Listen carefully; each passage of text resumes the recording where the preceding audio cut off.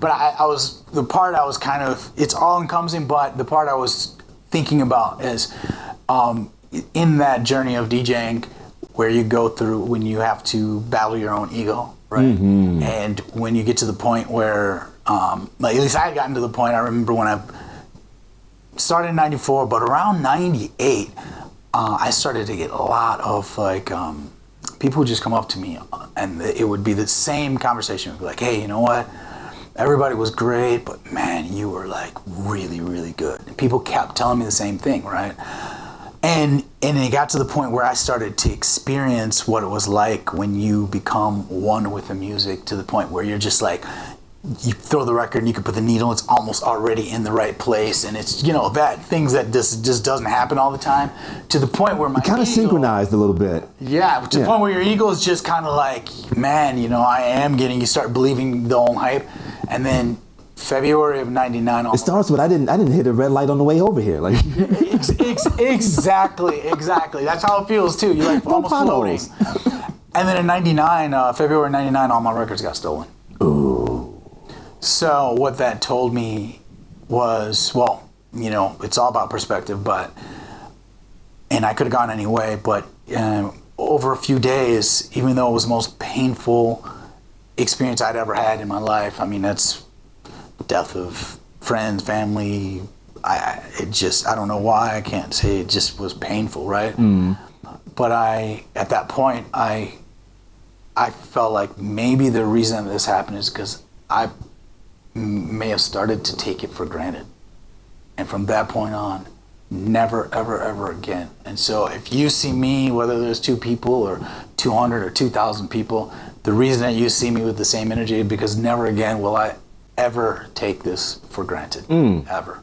And so that's the fire behind like my performances, my sets, my you know, going to the events, or why there's this specific little thing that I just not taking it for granted ever, because it can be taken away just like that. I'll even point out that the fact that you played last night and you're still here. Yeah. You know what I mean? Yeah. It's like everybody wants to be, you know, compensated for their time. It has to be worth it, and all, you know, value isn't monetary, but still. But then there's actually, scratch that. It's like the difference between people asking me, am I a DJ? And I say no. Okay. I'm not a DJ. I'm a guy who loves to play music. DJing isn't what I do, it's who I am. It's only one part of me, you know. Yeah. It's a big part, really, really important part, but it's who I am. But if that's your onset, if that's where your mindset is, everything else falls into place. You know, you act as if. You know, in other words, if you had an ego and you're pretentious, then what you do would show that. Yeah. You know, so when you come from a place of gratitude, and I'll never take this for granted again, you know, it shows. And the way it manifests in you will be different than the way it manifests in me and, you know, the next guy. But you can see it, or should I say from the outside looking in, the party goer, because we've seen it, we saw it in somebody else, you know, but that was after we fell in love with this music. I'll come back to it again. After we fell in love with this music and we open ourselves up to it, you open yourselves up to be, basically, it's like a new set of lenses. Yeah. You know, you start seeing things differently, and you grow differently than you would if you didn't open yourself up to something like this. I'm not saying that it's the only thing. Yeah. You know, not doing that.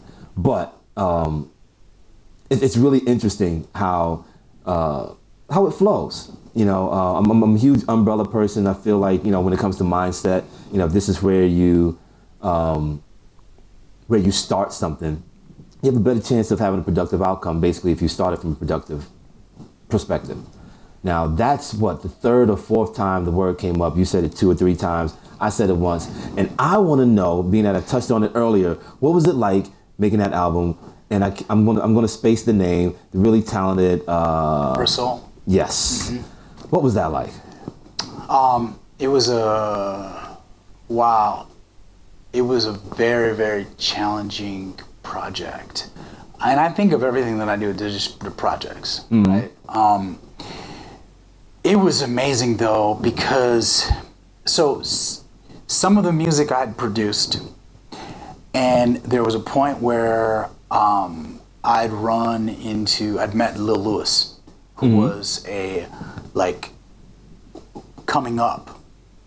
Once I heard the album Journey of the Lonely, and my partner DJ Immaculate put me up on that, and he's like, man, have you heard this album? This is years and years ago. And I'm like, no. He's like, it tells an entire story of a relationship.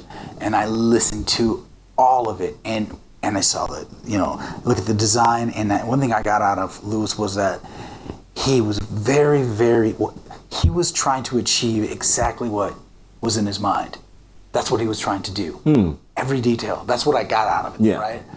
And so, fast forward, and he booked me to play in Chicago, and I performed and played, and he's just like, man, I thought you were gonna shoot out of the booth at some point. You were so into it or whatever. He's like, he asked me, do you produce music? I'm like, yeah. And at the time I was producing music that was more the side of me that plays the kind of the love, beauty, that really vibey, chill, because I love that. I love that music, right? But in the same set, I'm also plays the hardest tech that you ever hear as well, and the most energy, and go back and forth. But he'd only heard the production side, he'd only heard that. And he said, listen, you need to give people access to that other side of you as well, because otherwise you're you're shorting them, right? Of what you have to offer. Yeah. And so I said, okay, great. And he said, from this point on, you need to think album.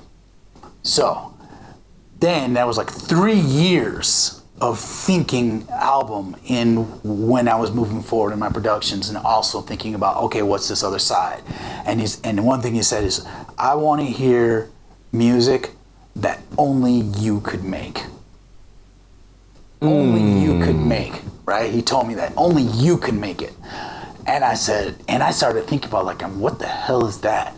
And then I broke it all down. I was thinking, okay, well, what's the one thing what's the commonality between the music that I'd produce versus this new music?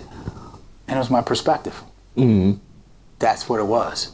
And for me, a lot of the music that I produce, you'll notice transitions. You'll notice they're even almost different songs within the same song. They constantly go in these different directions, and that's kind of been my signature for original songs, be it Perspective or Lifeline. It's almost like this 3-part electronic orchestra all in one crazy Afro tech whatever world. It's soulful, it's all in there, and you're like, what the hell is this, right? It's not cookie cutter. No, not at all. Because basically what he told you was a way, in essence, he reverse engineered what any aspiring producer would do. He would say, okay, how is so-and-so making that?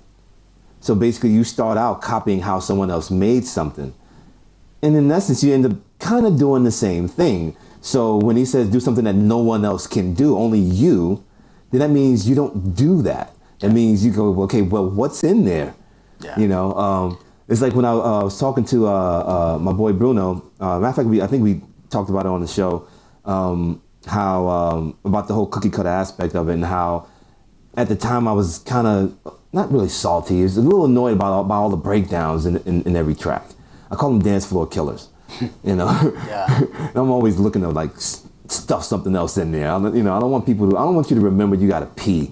I don't like that when people are waiting for it to come back. Okay. But in that conversation, and I think I said something like, remember Bridges? That thing that made the song something different. But that came up because after that drop, it would just go back to the way it was before. Yeah. More times than not. Yeah. It's not even a new element, not even an open hi-hat. It's just something that made it different. Yeah. It just went back to you. Exactly. So you took this 16 bars and you put this over here, you put that over there, you added this, and it's you just skipped around, but it's all still the same stuff. Yeah. So being able to really investigate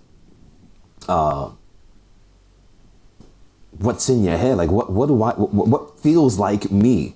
Well, so the part that, fortunately, and by default, I would say, is my process is I don't have equipment at home. Generally, it starts with me writing, right? A concept, or I might hear something in my head, like I'll get a voice memo and whatever. But it's usually a concept. And so if I turn it into a concept, then I can create a scene. And once I create a scene, then I can create a soundtrack to what that scene is, right? Or if I know how I want something to feel, then I can create a story that would generate that feeling. Yes. And then once I have the story, then I could create the soundtrack, right? Yeah. So already when I knew Prospective, then the question was when when Russ and I were making the actual title song, which I actually played last night, Prospective. The question was, okay, well, perspective, what's my perspective of life? Okay, there's tragedy, but then there's optimism, and there's this balance between it, right? Okay, so what kind of a story would what would have that story arc, right? And so part of it was like the struggle of her like losing her parents and not wanting to do it anymore. Exactly. And I think when she decided she wanted to do it again, somebody was telling her no, like giving like excuses why she probably shouldn't. So part of it was absolutely she was. You can hear her changing her perspective basically. Exactly, because what happened was she lost her parents early on, and her friend convinces her to perform, and that is the song Perspective. And then in the context of the album is after that epic performance. Is that enough, or should she now pursue a career in music? And along the way, now her boyfriend, who was in the music industry before, I actually wrote a screenplay that I never put out. I was part of that whole thing that I didn't get it, but there's a screenplay that tells the entire story as well. Right? Yeah. So her boyfriend was like, I don't know why you're wasting your time. And her friend was like, no, you should do this. Yeah. Right. And so the friend and the therapist, right? Yeah, and the therapist. The therapist was there to kind of just like, get her words and tell her what they mean. Yeah, exactly. And totally. So yeah, it ended up being this concept album. And again, then once I understood what the story was, then I knew exactly how to arrange it. So it was it's not, that album would never be reproduced, but I was never worried that someone could come back and say do something the same thing, because there's so many ways as to how it became what it was, it was just through the process of kind of what makes my process what it is by my certain conditions, because again, I don't have the equipment at home. I'm always going to an engineer, whether they're working on Ableton or this was like Logic and Pro Tools, and musicians and singers and working with each and every person, from video editors to every aspect of this. It's about having this conversation and kind of here's what the vision is, right? And now you do what you do, and then I'm there to say, yes, this, know that, yes, keep that, forget all this other, let's work with this foundation right here. And I understand how kind of to put it together. And Russ was amazing, because sometimes when you work with musicians, you battle this with musicians who are also producers. Sometimes you battle the idea of their idea and what they think versus them going into musician mode and saying, okay, is this what you're talking about? Like this. And so because Russell, he graduated at the top of his class from Clark University in Atlanta, and in music theory, and he knows frequency and knows how to play, and he's a performer and all this stuff.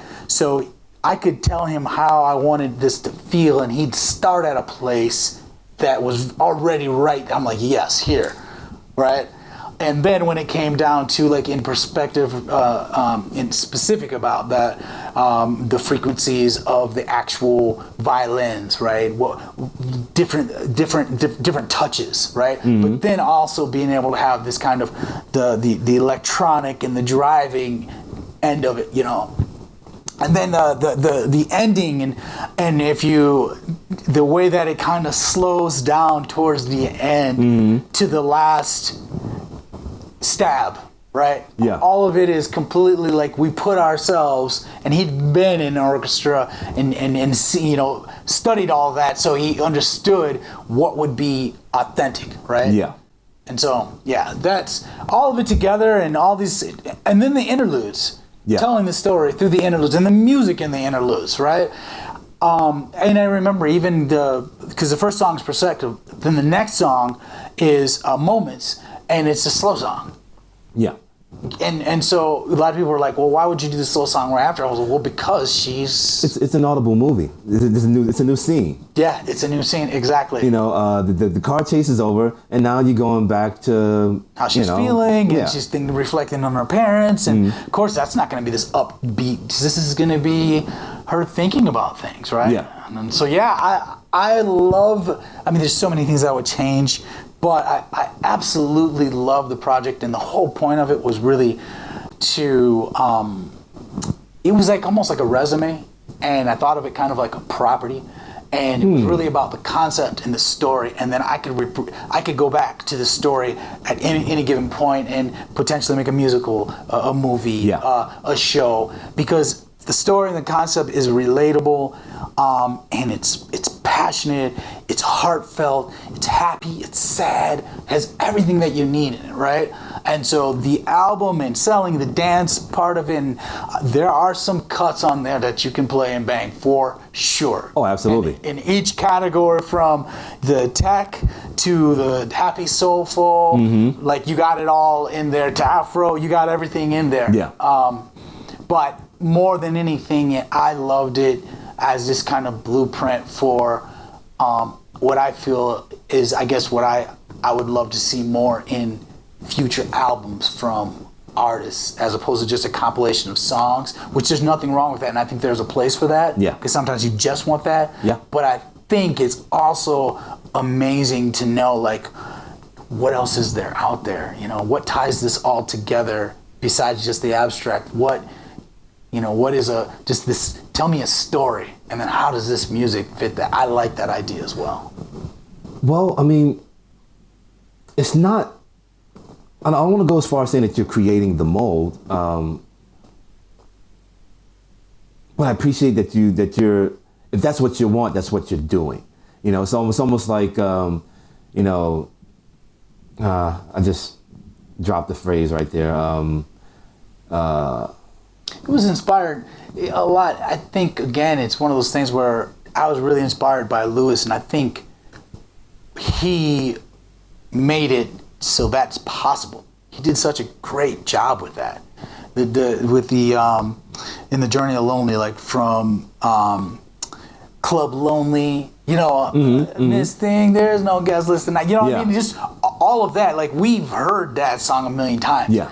But a lot fewer people understand the context and how that played in the story in that album, which would give even that much more credibility to that song if people actually understood in like how this woman went to this club, met someone, and all the different phases of a relationship, and never dancing in your sleep, and and the lyrics tell you it's like amazing, right? So I felt like that's what I loved about Prospective was, if you listen, I wrote majority of all those lyrics, and some of them I wrote with Russ, and some of them wrote with Kay Fox, who's actually currently singing with Kanye in his Sunday church project. Okay. Yeah, she's doing lead on a couple like Jesus Walks. She's Kay Fox, amazing artist, right? Shabazz Curtis played keys on many of them. We had a lot of awesome musicians that worked on the project, but I just love like some of the lyrics that that Kill Impossible. Like when we were writing the song Fearless, like Be Fearless, and this is the last song on the album, and it's just talking about at the very end of you have pretty much nothing to lose. Be fearless, right? Yeah. Kill impossible, right? Oh, I love that. That was a really long way of saying that there's a difference between making tracks and creating music. I'm sorry, I do get long-winded sometimes. You're absolutely right. Man, you ain't the only one. I do too. But it's really cool because I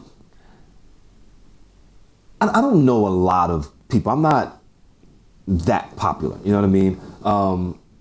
So and it's one thing to get, to see an interview, like, at some point people will see this and get that that nugget. It's just you don't hear these nuggets as often. Now granted, it'll be a lot easier to understand if you went and picked up Prospective. I'm just saying. Totally. Because it really wouldn't make sense. Like, that's why I'm not nodding because, like, yeah, okay, I know what he's talking about. But it exists, and obviously, it can be interpreted differently for you, or through other songs. Oftentimes it is. Actually, probably the most refreshing part, from a response perspective. It hasn't been, the one cut that is killing the dance floor or so amazing. And I've gotten some of those in certain songs.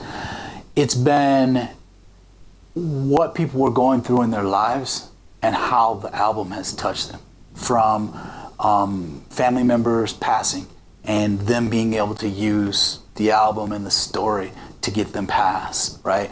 To one gentleman was just talking about how it just gave him the opportunity to look at what really mattered in his life and what was important, his values and everything. And so it's been different. So I loved having conversations about the album once people have actually kind of listened through and just to hear what their perspective was. I mean, I'm sure there are correlations to a myriad of things, but it's one of the reasons why I'm so big into moments. If you consider how many moments are happening right now, it only makes sense that those moments are going to intersect with things that mean something at that time to that person. That's why you never really know what it's going to be. That's why if you start with you, and you open yourself up to what could happen, or the possibilities, or how is this going to sound if I do it like this, or whatever it is, or this song, I'm playing this song after that song. That's why that set may have been the best set that person ever heard you play, because at that moment, I try to avoid using the J word, but the ride you took them on meant something to them because of what they've been going through. And it's just a timing thing. If it wasn't that person, it'd have been somebody else. It'd have been somebody else, And I love how that works. Yeah. Even though I can't, works isn't the right word, but I love how that happens. Yeah. The happenstance of it all, where purpose meets this randomness, and touches people. Yeah. And when you get that, that's what makes. I mean, 'cause obviously, I'm sure you're grown enough to take a different kind of feedback, in a positive way. But when you put yourself out there and you produce something, hey, this is my effort, this is my work, this is something that I've put a lot of time and thought and energy, into, and it's received a certain way, even if it's just a DJ set. 'Cause I'm not a producer, Actually, I'm gonna ask you about this. Yes. As a non-producer, because I got this little, I playfully call it a beef with producing DJs. Okay. Whereas I used to produce a long time ago. Okay. And I was all right at best, which is relative. But I have a hard time feeling what feels like pressure to produce music just to get DJ gigs. And that seems to be the climate now when people ask, you got any tracks out? You got anything with track stores? When you're talking about DJ gigs, and it's like, that became, for lack of a better word, a criteria.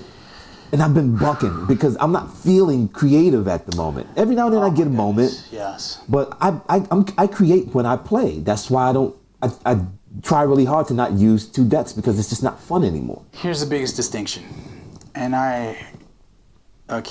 So sometimes I wish I was not so hard-headed, as my mom would say. So I went out of my way to not produce really for years because I felt like the value of the DJ was being lost. Okay, like just the value of someone who you could choose to play someplace and the impact that just that DJ could have with no production credits, with no anything. So I went the other way to try to do everything I could not to produce until I started hearing music that's like, damn, it seems like I could produce something that would sound at least like this. And I remember telling my partner Immaculate at the point time, and I'm like, Emac, I'm like, man, it seemed like we could at least produce, you know, some given song that I had bought or whatever. That was, you know, this is good at least. And he's like, dog, this shit is surpassable. And I was like, okay, so that's where it started. But what I realized along the way, the reason the idea of producing to get gigs was less about producing. It was about your art being distributed so that more people could experience a part of you. That's what it ended up being about. And I missed that part of it because there was so much emphasis on you have to produce to be this. If someone would have just said, hey, listen, so the reason that you want to produce is like you're passionate as an artist, right?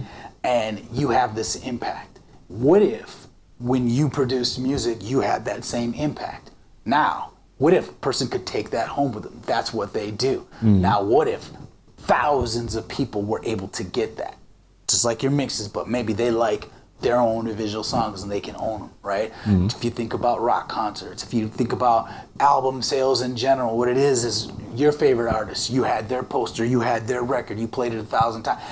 Somewhere I was missing that because there was so much emphasis on that, you had to be a producer in order to make it in its own. So I'm like, no, trust me, I'll fly around the world as a DJ. And I did.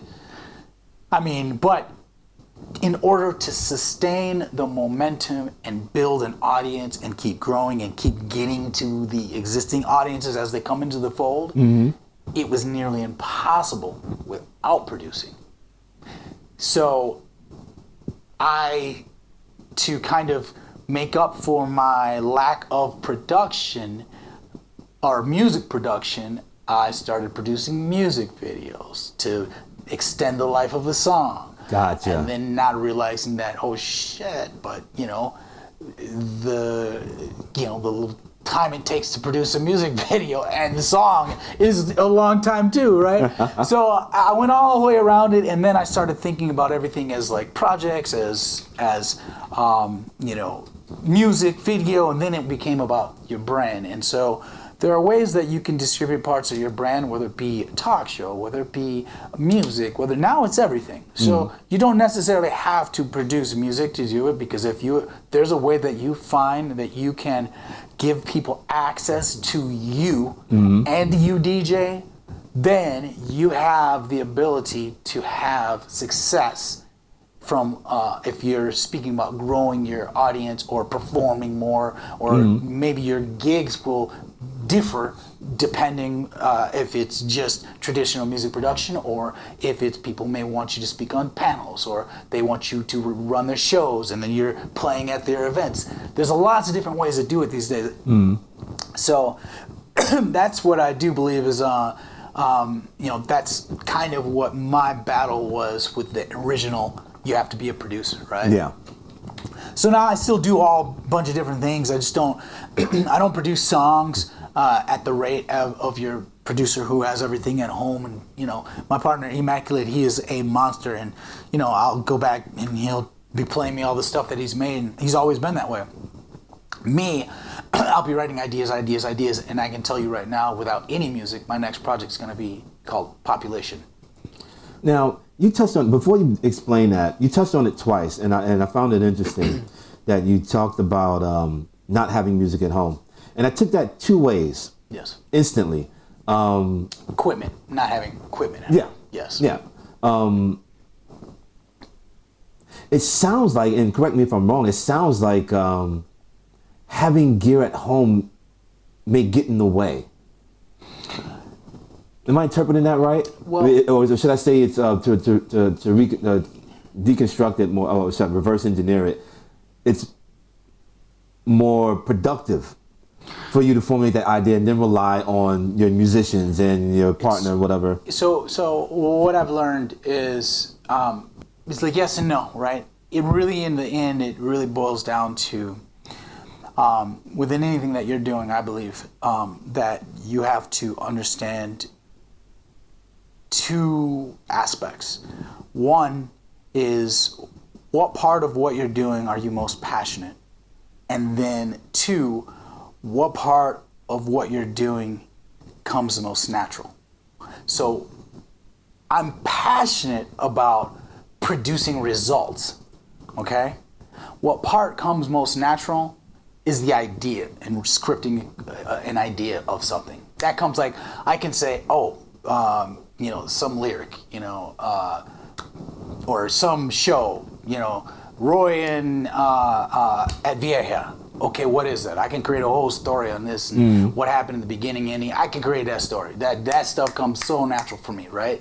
So my learning curve for what the actually hands-on producing the actual beat is going to be longer to get to that idea. It's quicker at this point for me to say, here are the aspects of this is what I need to sound. Here's kind of a sample of the sound that I'm going. Now let's go talk about the details, and I can call it a musician.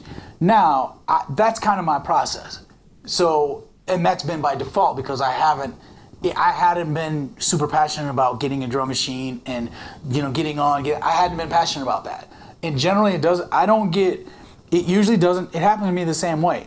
It's only until I feel like I can do it quicker or better or someone's not doing something that I think they should be able to do. Then there's my drive to do it. And so just funny that you said that, just around now I'm getting to the point where it's like, you know what?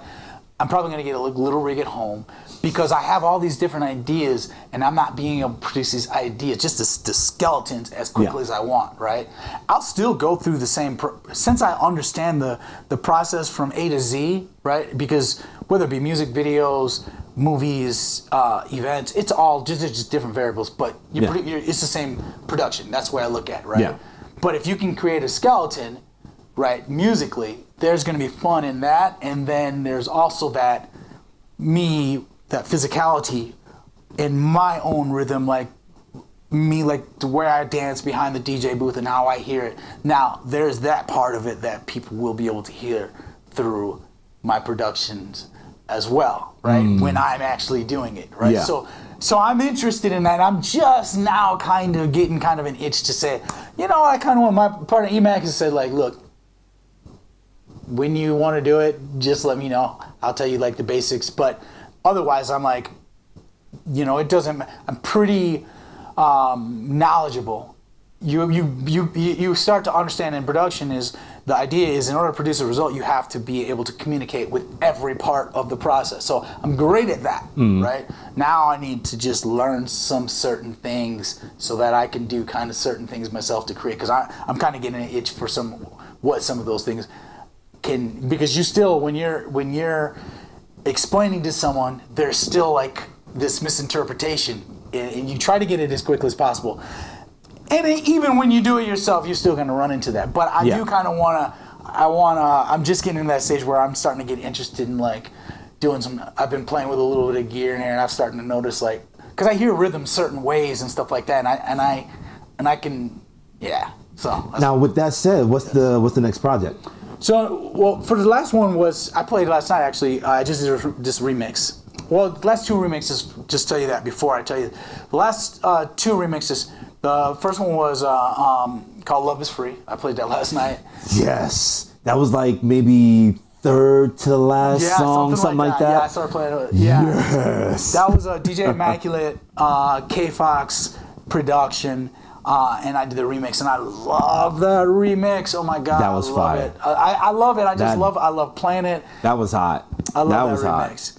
And then the very last song I played was called Psalms 57. It was like a verse from the Bible, and it was kind of this spoken word thing. So that was the last remix. It's kind of a very interesting, weird. It's going to come out on like Sony Defected. They have something, and it's going to be there's one version that's a set of versions that are out. I think Paul Johnson did one.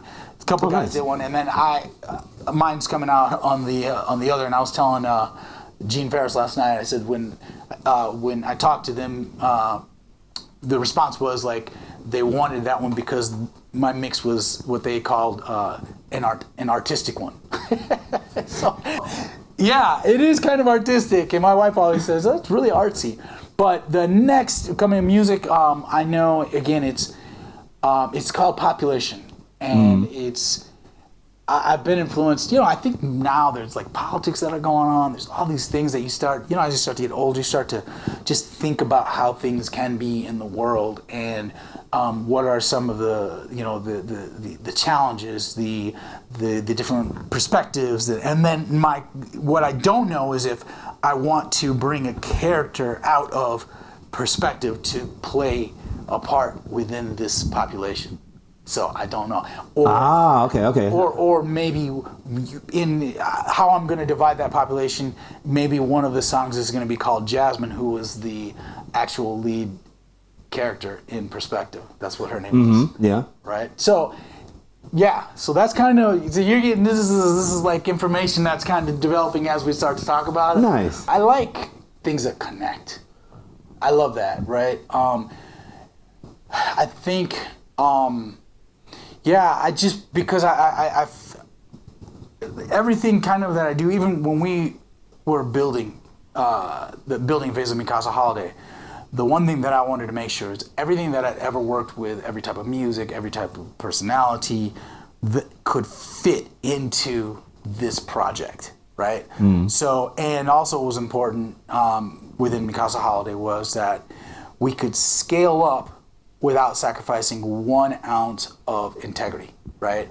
So for instance, that is why when someone goes through the event lineup, there's an event that's called Expressate.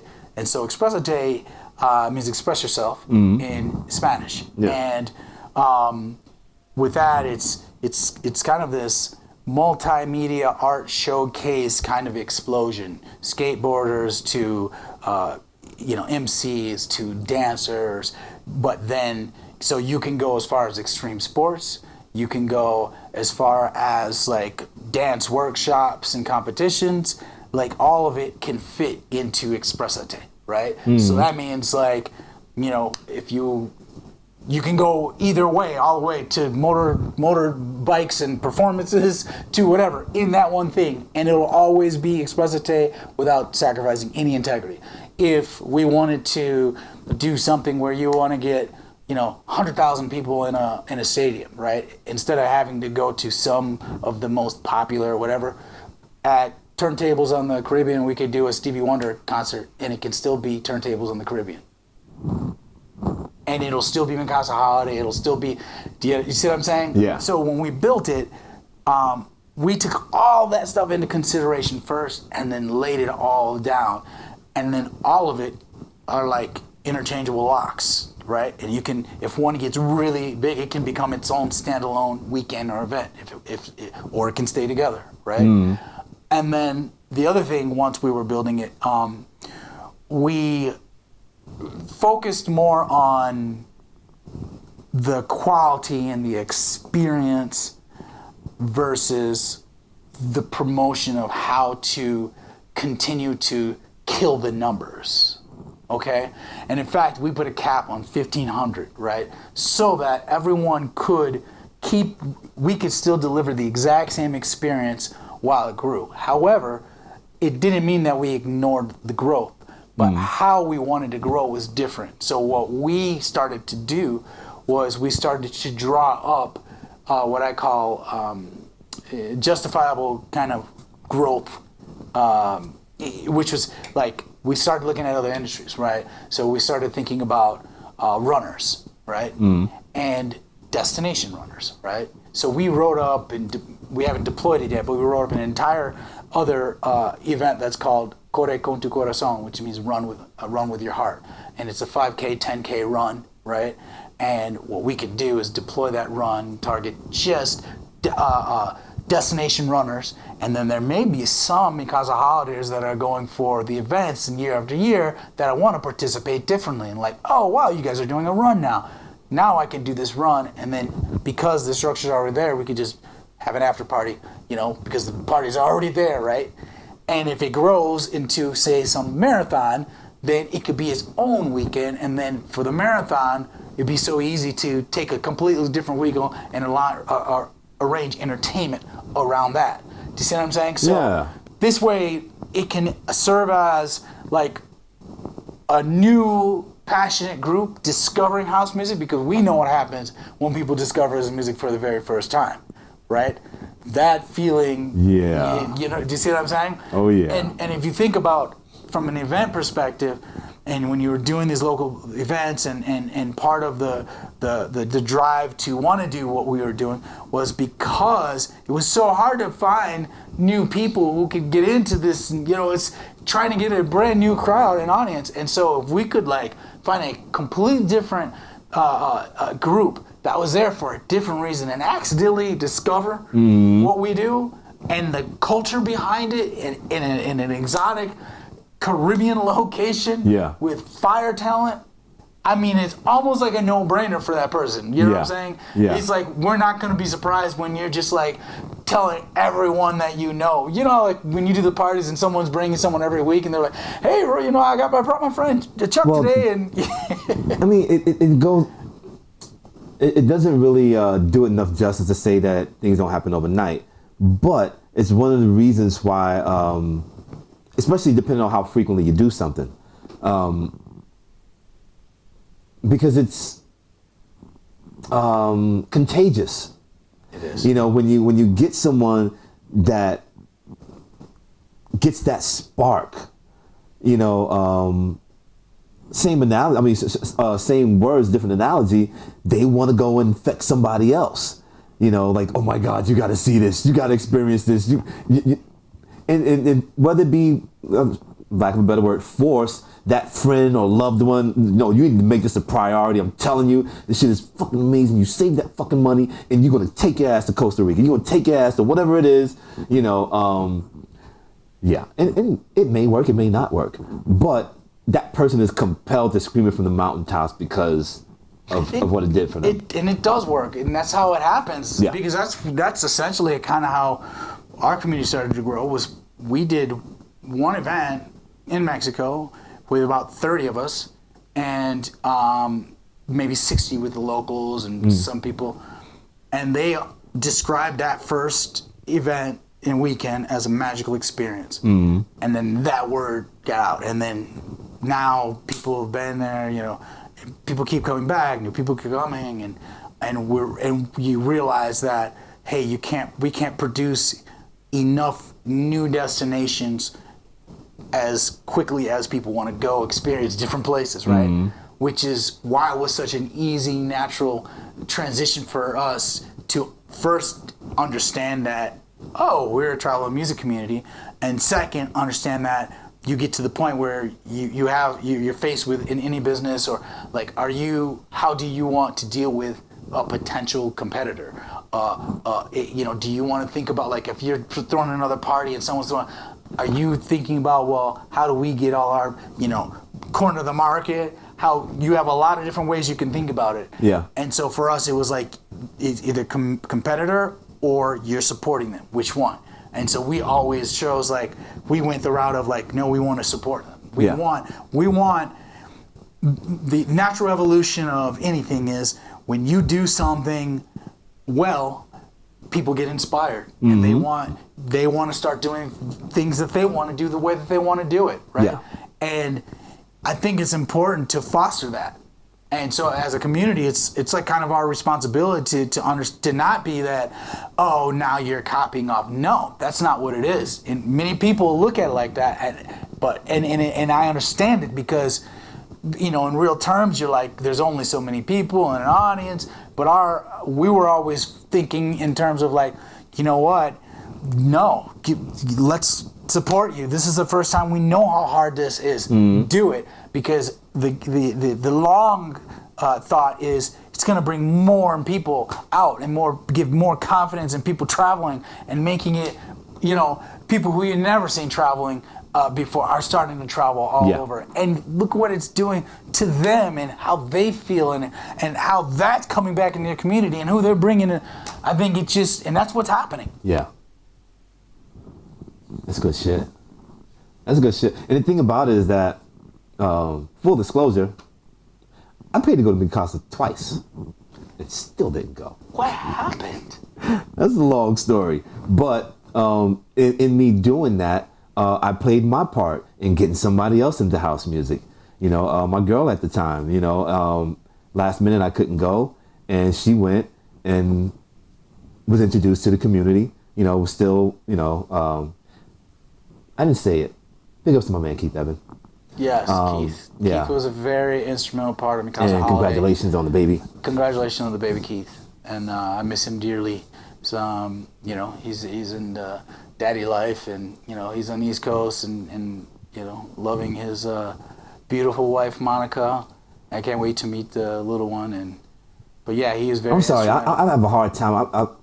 I feel like I want to say I'll never call her Monica again because of that Diana Ross from it was a Halloween. I forget which year it was. I want to say it was the one we did. They did one at I want to say it was Omnia with Rich Medina, and I want to say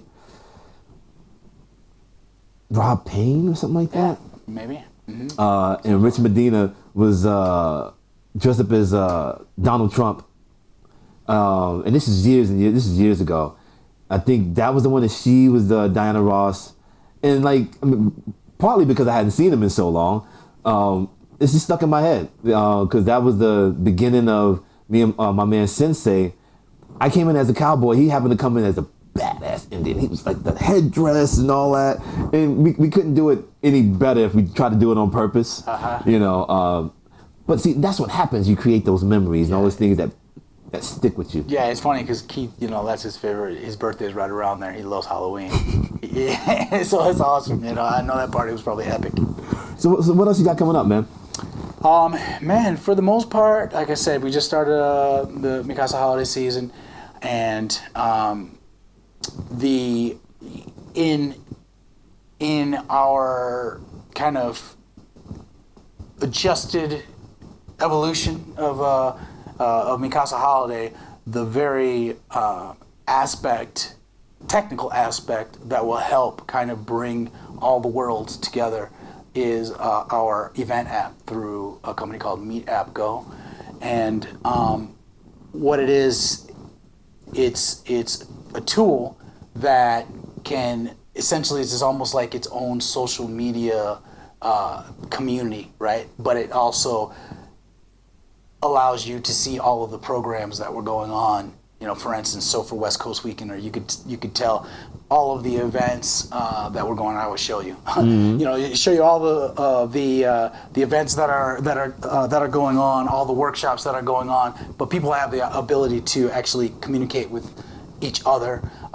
They have all their different profiles that are set up. You can send push notifications. But besides just the Mi Casa Holiday events, our plan is to also use this tool and offer this tool to all of the destination music events that are within the community, so that what happens is everyone you can see, you want to go to Greece, boom, this is when you need to go to Greece. Oh, you want to go to Croatia, this is when you go to Croatia. Once you get there, here it is, here's the participants that are going, the guests that are going. Oh, well, I didn't know so-and-so was going. You can talk to them. And so we've just rolled this out in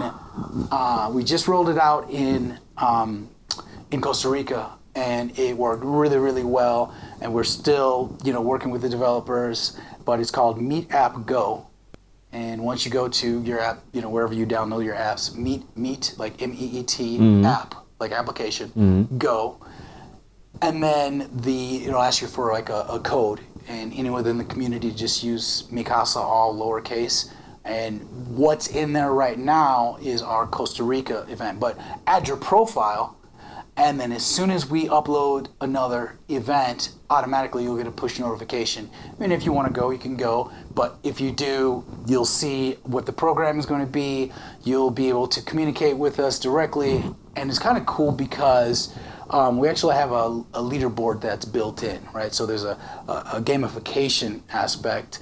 So you can do all types of different contests. Like in Costa Rica, we had a photography contest. And one of the girls got free coffee because she had the best photo with the most likes. But all here versus externally. So it's relevant to everyone who's within the community and who's attending these different events. And that's the way we believe that we're going to be able to bring a very large portion of this travel and music community of all of us that produce events around the world and as DJs, where we all start to feel like we're a part of the same community. And that's it. That's amazing. Plus I got a soft spot for the word community. I have a phrase, you can't be a community if you don't act like one. It's used a lot, but that's great though.